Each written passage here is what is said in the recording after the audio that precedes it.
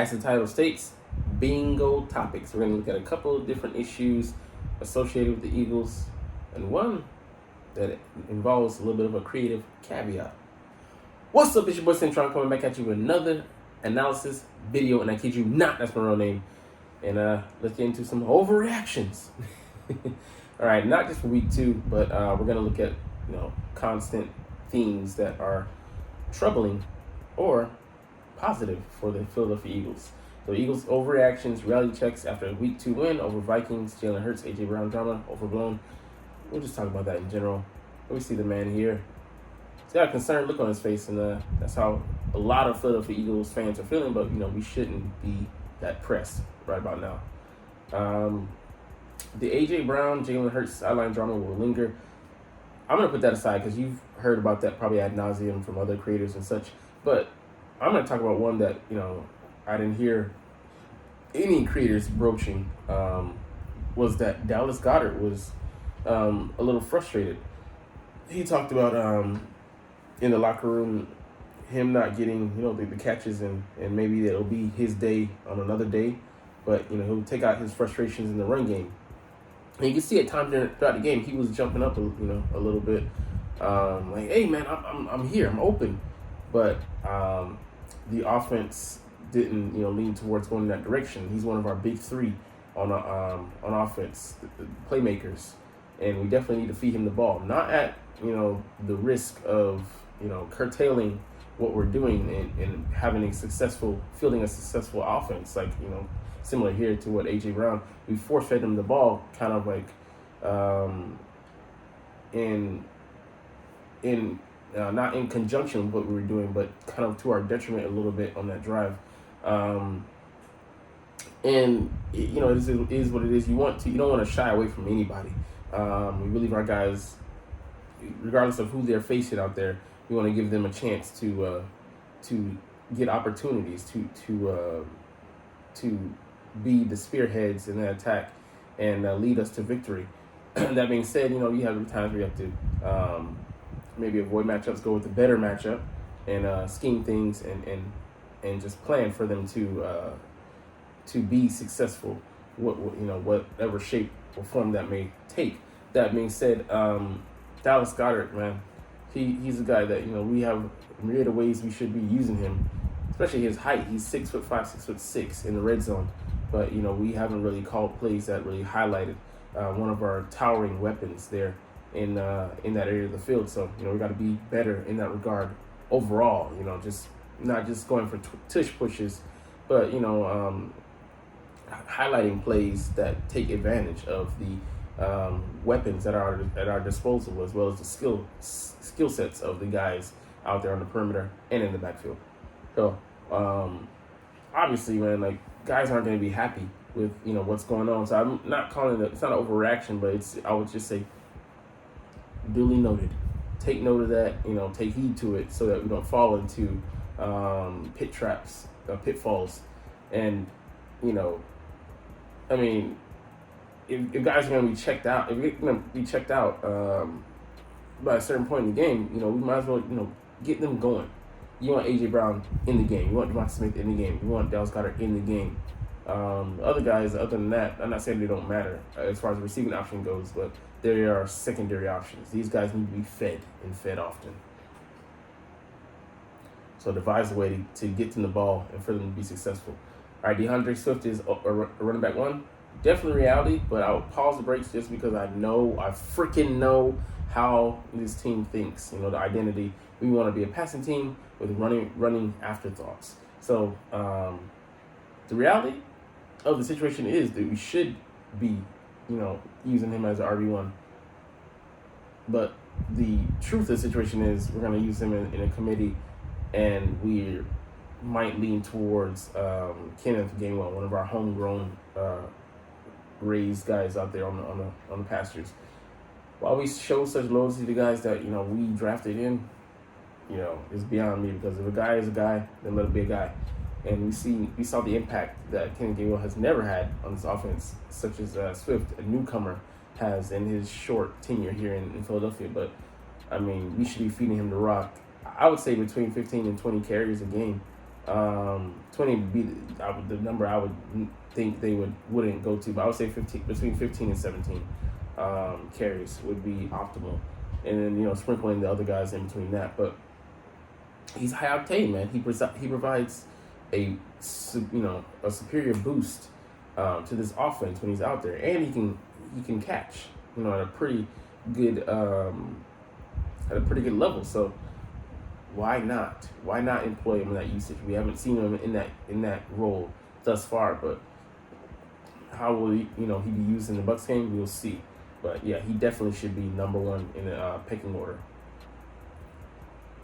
and a priority. Jalen Hurts is struggling in Brian Johnson's offense. I would say, yeah, it's definitely an overreaction. We'll get into this a little bit later, but he looked better this game than he did the other one, 18 and 23. And my thing is, why aren't we playing this style more with the passing game being a complement to the running game and, letting it set the table and then kind of going off of that, and just flowing with it. So those are really good numbers with a 98, rating, even with an interception.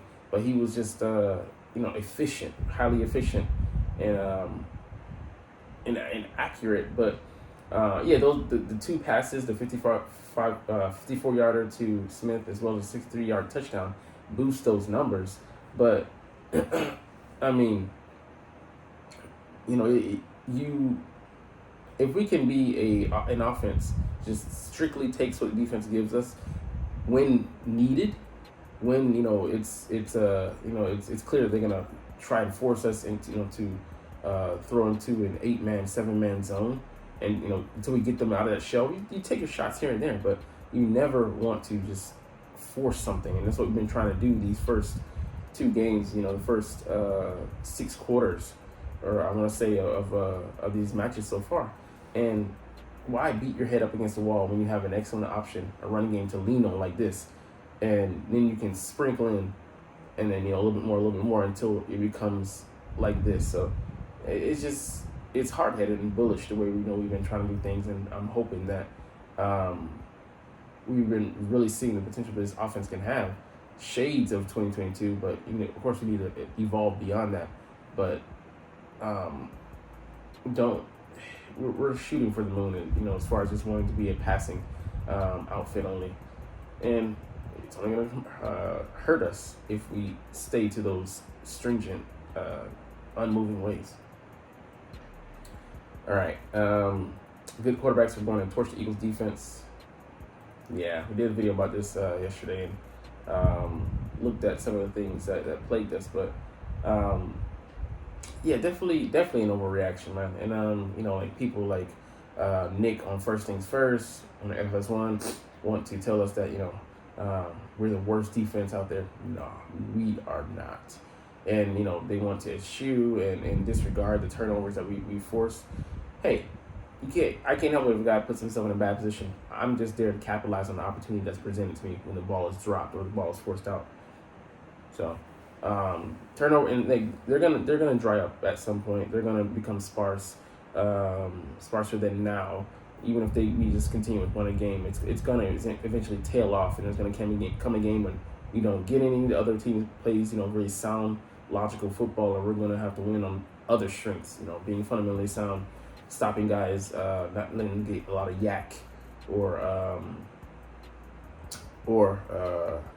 rack. Pause. But yeah, man, Kirk Cousins having these numbers, and then Mac Jones as well being a throw for 300 plus.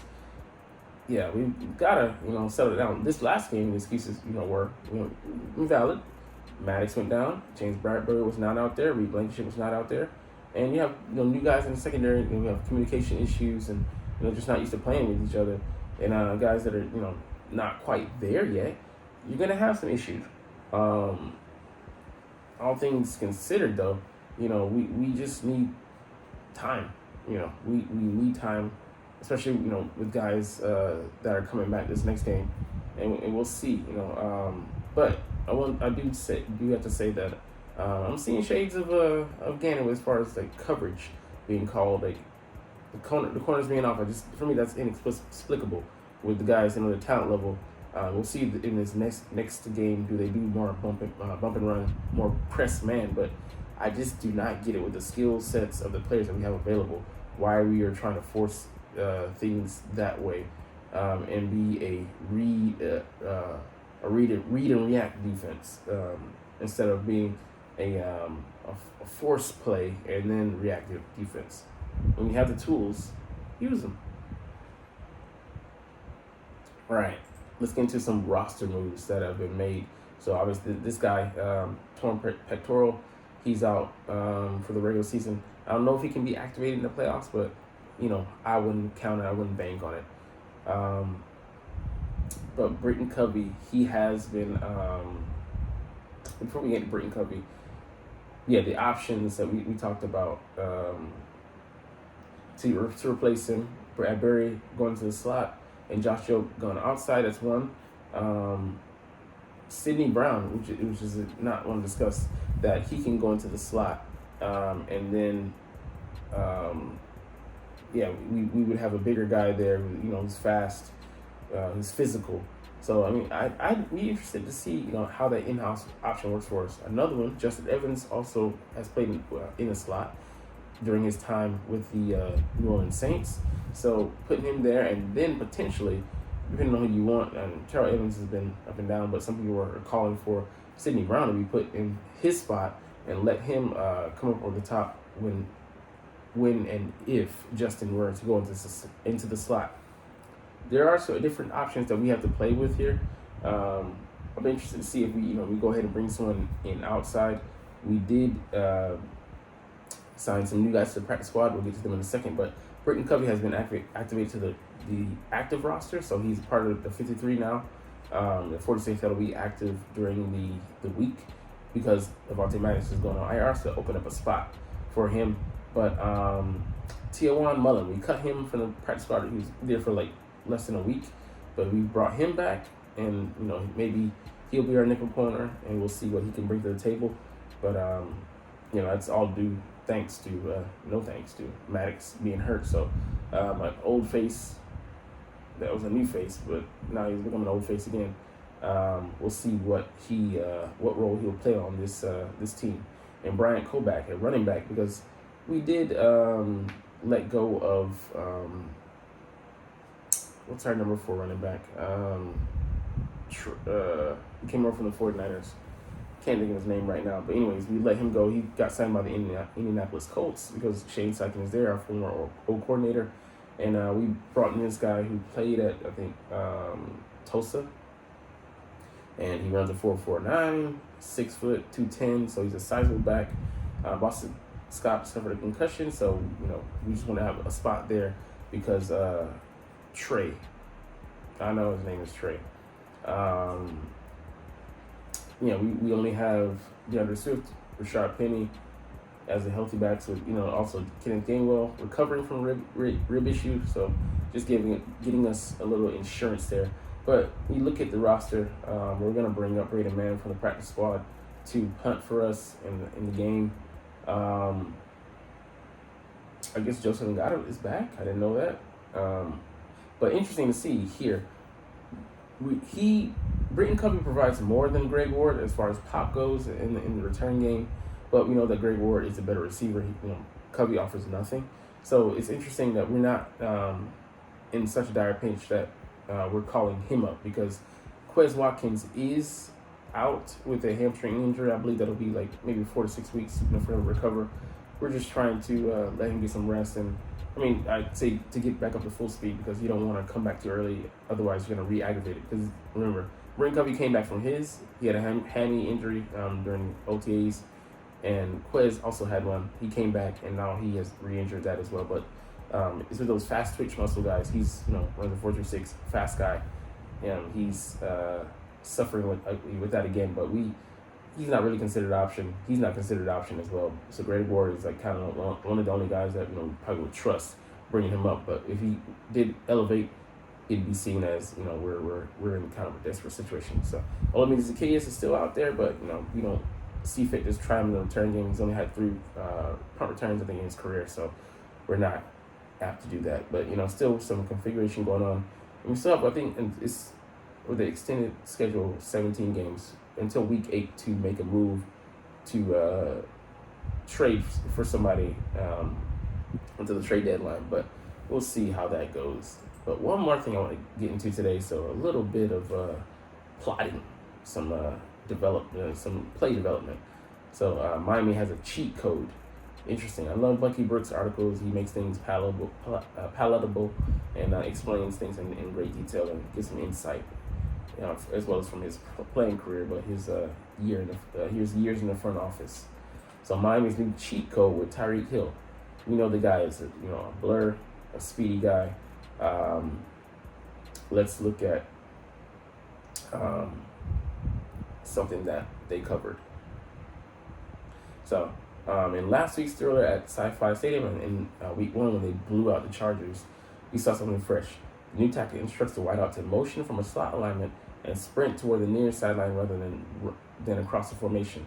So instead of going like this and covering more ground in like a slower activity, you run from the slot into like near sideline. So maybe you're running this way or you're running this way. Basically gives you a head start. So this motion changes the picture for the defense, disrupting the flow and altering some of the traditional adjustments utilized by defenders to counter motions that take the wideout from one side of the formation to the other. Most teams will rock and roll, that is, safeties will switch alignments and assignments instead of running across the field with their original receiver to maintain leverage on the players in motion. But Miami's new inside to outside motion prevents defenders from switching players and puts the assigned defender in trail position at the beginning of the route. So, I mean, that gives them a huge advantage, especially with someone 4.2 speed, such as Tyreek, 4.27, I believe. It just gives them no chance. He has a running start, and he's faster than you. You're kind of dead in the water. Unless you're equally as gifted, or you just play with great technique, and not many players like that around the league. So, yeah. I think Devonta Smith, he's not a blazer, but he runs a 4.4. A.J. Brown, with that physical body, give him an advantage, as well as Quez Watkins, who's not out there. Potentially Olamide Zaccheaus, he's also a 4.4 guy. They're guys we can look at to employ this strategy. So I would love for us to steal this and to implement it, just to add another trick to our bag of cash, our cachet of things, and it could get this offense going, and as well as be something that we look to employ later in the year to throw teams off. So given Hill's superior speed and quickness, the head start is just enough to allow him to separate for defenders early in routes, which even a yard separation is a mile away in the league. Moreover, the motion provides the Dolphins with another way to give their receivers free access at the line of scrimmage, allowing Miami to maintain the rhythm and timing of the quick passing game. The Dolphins' expanded motion package elevates the performance of Tua, who's shown high accuracy as a quick rhythm passer, and to the receivers. Anyways, like for Jalen Hurts, he could do the same, and it would make it even more deadly, especially on the perimeter. If he motions that way as well, they'd have to watch out, make adjustments for the receiver, as well as deal with Hurts impending coming, and I believe would put the fear of God in him. But yeah, the free access, we're so often these past 2 games dealing with soft zone coverage, 8-man, 7-man drops, and that would scramble their assignments, give the confusion there. You always want to have them off kilter, off balance, as well as have them commit broken assignments, and would aid in the destruction of the shifting out of that zone into more predictable plays, like the man play that Smith burnt through. So this would just aid in our offense. So hopefully it's something that we can employ. Just take a look at, and I know they're probably aware of it, but hey man, send an email. Hey man, have you heard about this? Get on it. But anyways, we're gonna get up out of here. Enough from me. You're not even here. You're not even watching, but it's all good. I love talking about the Eagles. I love making these videos. So as always, before we get up out of here, it's fly, Eagles, fly, and let's motherfucking go. Like, comment, share. Subscribe. Thanks for watching. Check me out at Cintron, Cintron Anime, Cintron Life, or Cintron Laughs, or other social media.